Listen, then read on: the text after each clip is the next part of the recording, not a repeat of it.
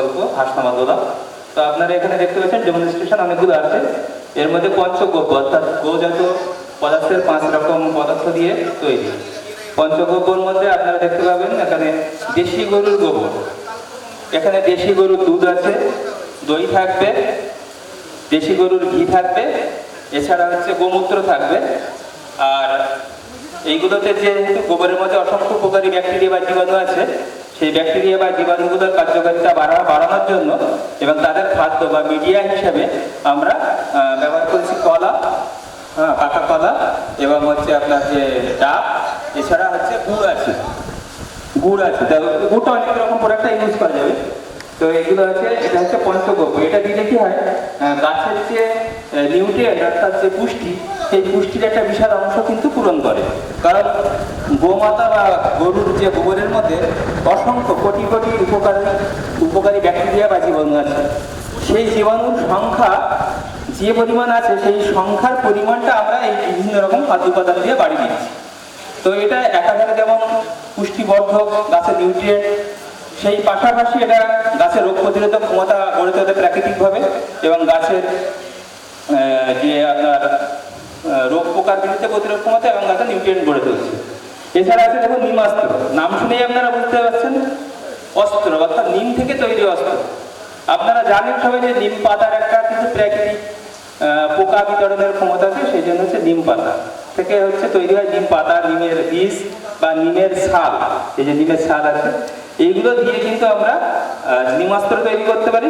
আর এই জৈব যত প্রোডাক্ট আছে বা তৈরি হবে, তাতে ঘোষণা এবং গোবর এটা কমন পদার্থ।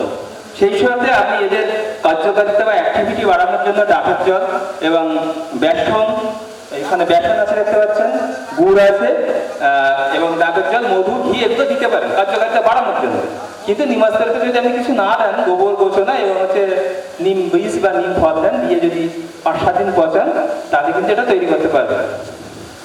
এরপরে দেখুন ব্রহ্মাস্ত্র। ব্রহ্মাস্ত্রতে আমরা মুদ্রা বীজ ব্যবহার করছি, নিম পাতা বা নিম শাল ব্যবহার করছি, আমরা এখানে বাসক পাতা ব্যবহার করছি, গোচনা ব্যবহার করছি, এবং হচ্ছে গোমূত্র ব্যবহার করছি, গোচনা গোমূত্র এবং গোবর ব্যবহার করছি, সেই সাথে চিটাগুড় ব্যবহার করছি। তো এটা হচ্ছে আপনার সাধারণত ফাঙ্গাস অর্থাৎ ছত্রাক জাতীয় রোগের বিরুদ্ধে গাছের প্রতিরোধ ক্ষমতা গড়ে তোলে। এটা একটা উত্তম জৈব ফাঙ্গিসাইড। এরপর আছে জীবামৃত। এটা আমরা জীবামৃতটায় দেখুন গুড় দিচ্ছি, গোছনা গোবর তো কমন থাকবে, বেসন দিচ্ছি, এবং একটা বট গাছের নিচের মাটি অর্থাৎ যেখানে সাধারণত স্প্রে হয় না, একটা বট গাছ বা বৃক্ষ জাতীয় বড় গাছ, যেখানে হয়তো গাছটা 100 বছর 200 বছর ধরে বা 50 বছর ধরে আছে, যেখানে কোনো রাসায়নিক বিষ, বট গাছের প্রায় তো কোনো প্রয়োজন হয় না, বাণিজ্যিক চাষবাস হয় না, তো ওখানে কোনো বিষ স্প্রে হয় না, কারণ ন্যাচারাল যে উপকারী ব্যাকটেরিয়াগুলো ওখানে মহাদ্রবিয়াতে বেঁচে আছে। তো ওইখান থেকে একটু মাটি নেব, নিয়ে এই দ্রবণগুলোর সাথে আমরা মাটিটাও মেশাবো, তাহলে এই মাটিতে যে জীবাণু আছে তাদের সংখ্যা এই খাবারগুলোর মাধ্যমে, গোবর, গোচনা, বেসন, গুড় এগুলোর মাধ্যমে বাড়াবো। এবার আমাদের আত্মা প্রভাবে অ্যাসিস্ট্যান্ট টেকনোলজি ম্যানেজার আমাদের জয়ন্ত মণ্ডল, উনি হচ্ছে বীজামৃত এবং দর্শকবন্ধু সম্পর্কে বলবেন। নমস্কার, আমার নাম জয়ন্ত মণ্ডল, আমি এটিএম হাসনাবাদ ব্লক।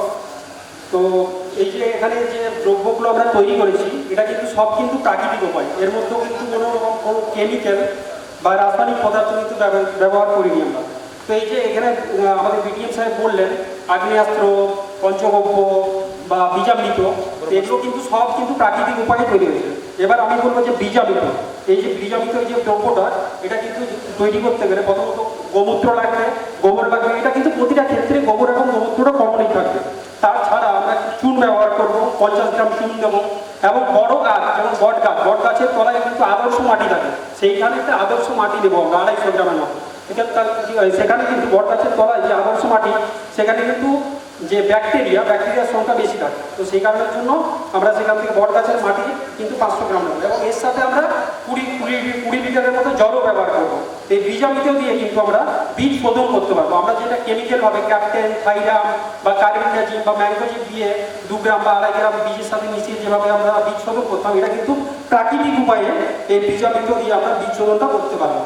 এরপর আসি আমরা হচ্ছে দশকর্ণী হচ্ছে, এখানেও কিন্তু আমরা গোবর এবং গোমূত্রটা কমন থাকছে, এবং এই যে বিভিন্ন ধরনের যে আমরা প্রাকৃতিক পাতা এনেছি বা গাছের পাতা নিম পাতা, আকন্দ পাতা, পেঁপে পাতা বা ঘেটকুল পাতা, পেয়ারা পাতা, আবার হচ্ছে আতা পাতা, এগুলো সব একসাথে আমরা কিন্তু এরকম একটা বড় ড্রামের মধ্যে ভালোভাবে কিন্তু মিশ্রিত করবো এবং 24 থেকে 48 ঘন্টা ভালো করে সকালবেলা একবার এবং সন্ধ্যেবেলা ভালো করে আমরা কিন্তু ঝাঁকিয়ে নেবো।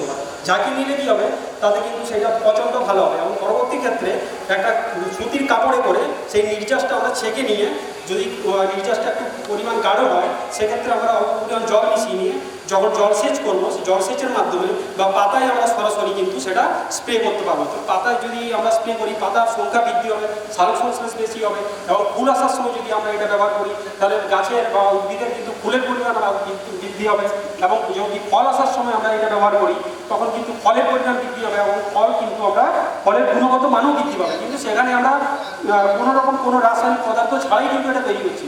আজই রাসায়নিক পদার্থ যেভাবে আমাদের মাটির স্বাস্থ্যকে নষ্ট করে দিয়েছে, সেই জন্য আমরা এই যে প্রাকৃতিক উপায়ে যেগুলো দ্রব্যগুলো তৈরি করছি তাতে কিন্তু মাটির যে অণুজীবগুলো সেগুলো কিন্তু যে ছত্রাক, ব্যাকটেরিয়া, প্রোটোজোয়া বা এই ধরনের যে অণুজীবগুলো সেগুলো কিন্তু সংখ্যা পরিমাণ অনেক বৃদ্ধি হবে এবং মাটির স্বাস্থ্যকে আমাদের দীর্ঘদিন ধরে ভালো রাখার জন্য আমাদের দরকার এবং প্রয়োজন হবে। ঠিক আছে, নমস্কার, এইটুকুই আপাতত। পরবর্তী হ্যাঁ